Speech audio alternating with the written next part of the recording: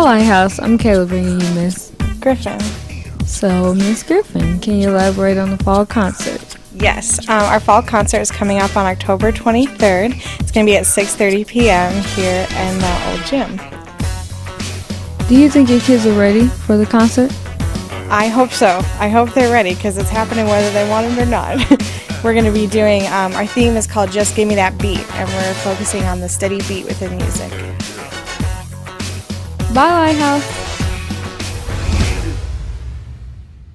Hi Lighthouse, I'm Daytron Johnson here with Miss Knox. Shatrice. So Miss Knox, how do you think the girls are going to do in the upcoming volleyball tournament?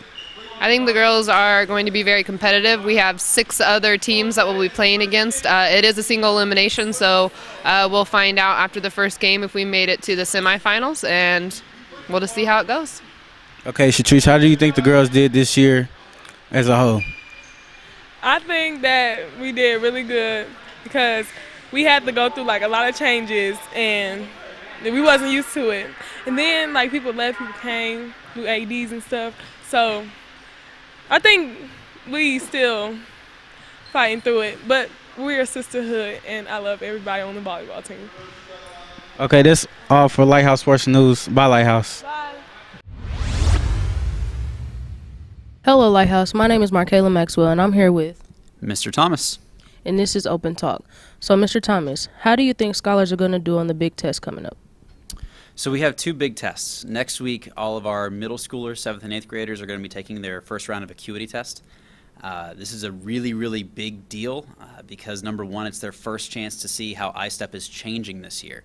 So fortunately for you, 2 years ago when you took the iStep test and you crushed it, the test was actually a lot easier. But this year, all across the state, the test is completely changing. Everything's online. You have to move things on the computer and match things up. There's one question on the 8th grade math test that makes you solve 5 different equations just to get one answer. So it's going to be a lot more difficult, and our students are going to feel challenged. Students that have never, ever had a challenging math problem before are going to see this and they're going to be like, OMG, LOL, LBVS, this is a problem. So obviously, it's going to require us to, number one, go into this test with an open mind, knowing, okay, this is going to be tough. There's going to be stuff on here that I've never seen before, stuff that I don't know how to do. So now what? And I think our middle schoolers are going to have to take a step back and say, I don't know how to start this, but let me at least see what I can do. Instead of seeing the test and saying, I give up. I'm done. So that's the first thing. The next big test is our ACT. So as all of you know, ACT is way more important than ECA, way more important than iStep, way more important than the practice ACT or the Explore or the Plan. This is the test every college looks at to say, are you ready? Are you good enough to come to our school? And I'm extremely excited. Number one, because we're such an awesome team of people this year working with our upperclassmen. Our upperclassmen are working with teachers that have more experience than we have ever had working with our upperclassmen before. So that's really cool. So the people that have Miss Stoker and Mr. Teague are working with teachers that have gone through this with kids year after year after year, and they've seen what this test is like, and they know how to get kids where they need to be. So that's extremely exciting for me. Am I concerned that we have a lot of new kids in the building this year, and they're gonna experience a challenge in a new way? Yeah. Absolutely. I mean, it's great when I have kids that are born and raised with us and they know what the expectation is, but we have some kids that are here that have never seen a test like this before, and that's going to be a challenge. Okay. Secondly, how do you think scholars are academically this year? First quarter was a rough start. I'm going to be honest with you. If you looked at our school grades, I think over 60% of our school had 2 or more N's for several weeks during the first quarter. And since instruction is my main focus, is my job, that's really concerning. Now what I saw was in the last 3 weeks of school, kids started really working hard to get those grades up, and we ended up finishing right about where we normally finish for the quarter.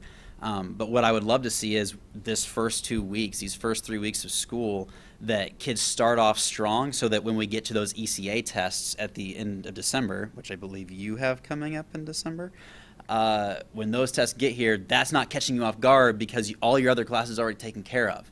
I want us to be able to be focused on the task at hand. And if we're all worried about random classes that we're failing instead of the test that we have to pass to graduate or this ACT that we have to do well on in order to get into a good school, then your mind's split and you're not going to be able to give your full attention where it needs to be.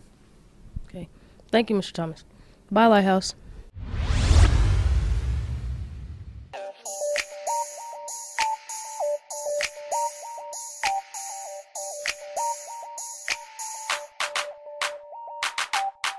Laura Academy will be having a popcorn program challenge for.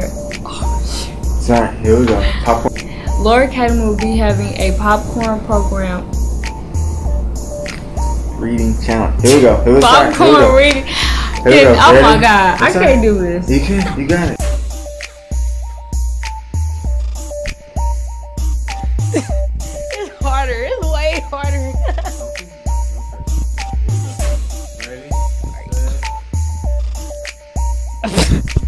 What the heck? All right. Okay, just one more time for me. I promise. We'll watch those and do it. Ready, set, go. We'll take that. See? Hi, I'm Kelly. Oh, I meant to say Lighthouse. Ready, set, go. Hi Lighthouse, my name is Nostalgia Pitts and I'm here with Julio Shine. Brittany Leap. and today Julio, my question for you is how do you feel about being on student council?